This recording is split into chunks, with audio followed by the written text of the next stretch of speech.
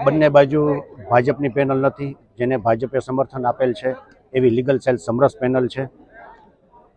મારી legal cell સમરસ પેનલની તરફેણમાં આ વખતે રાજકોટ બારના વકીલ સભ્યો ઉમેદવારોની તરફેણમાં મતદાન કરવા ઈચ્છતા હોય એવો બહોળો જુવાળ જોવા મળી રહ્યો છે. તમે અત્યારે વહેલી સવારના 9 વાગ્યેથી જ હારો લાગી ગઈ છે અને જે મતદારોનો આ વખતે રોષ છે એ રોષ એવો છે કે આ વખતે રાજકોટ બાર એસોસિએશનમાં પરિવર્તન લાવવા ઈચ્છતા હોય અને જે સરમુખ હત્યાર ચાલી રહી છે એ સરમુખ હત્યારનો અંત લાવવા ઈચ્છતા હોય અને રાજકોટમાં લોકશાહીનું સ્થાપન થાય અને સિનિયરોની જે એક ચિંતા છે કે રાજકોટ બાર એસોસિએશનની જે આનબાન શાનને નુકસાન પહોંચાડવામાં આવેલ છે એ ફરીથી રાજકોટ બાર એસોસિએશનની આનબાન શાન પુનઃ સ્થાપિત થાય એવા શુભ આશયથી આ મતદારો છે આ વખતે સમરસ પેનલને પેનલ ટુ પેનલ મતદાન કરી અને જંગી બહુમતીથી વિજય અપાવશે. ખાસ તો હાઈકોર્ટની બેચ